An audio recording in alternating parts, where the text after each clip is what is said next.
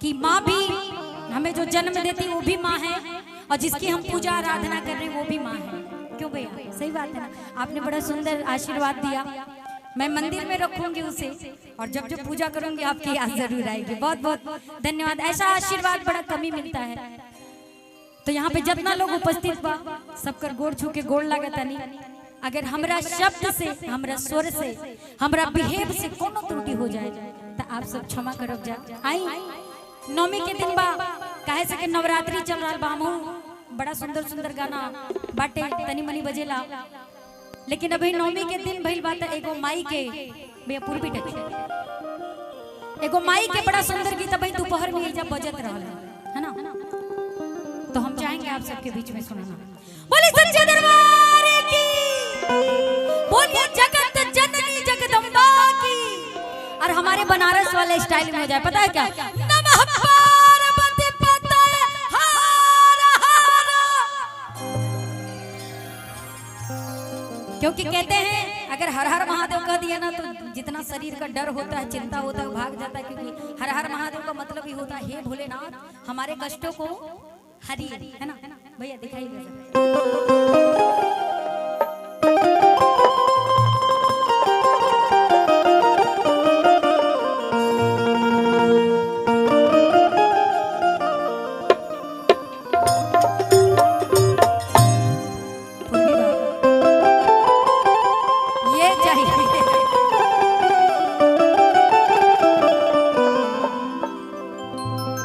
भक्त माई के दरबार में जाता कहता कि माई हमारा पास तारा लाड़ूल के माला नहीं के नारियल चुनरी कुछ सीधा सीधा भजन।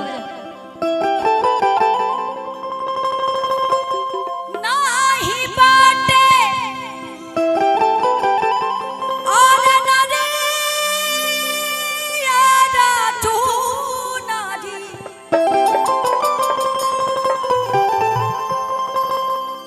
के नाही बाटे नरे यारा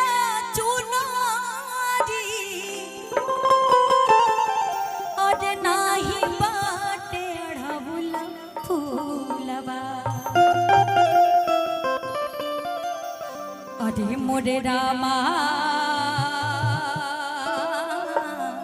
मेंटेन करके रखिए, कोई दिक्कत नहीं। अरे मोरे रामा, अरे मोरे रामा,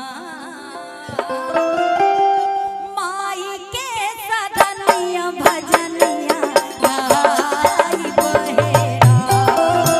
अरे मोरे रामा, माई के सदनिया भजनिया गाई बहेरा।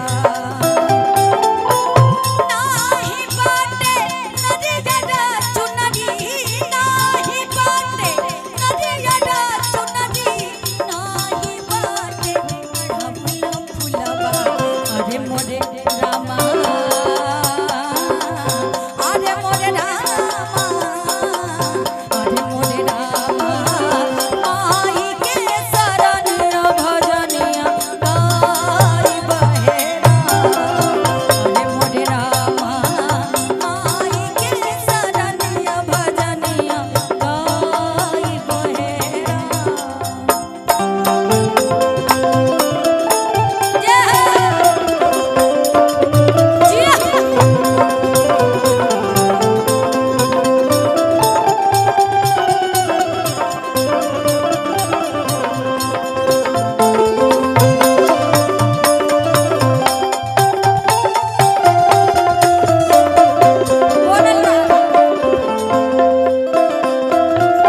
भक्त कहत माई से का हो तभी नु सहा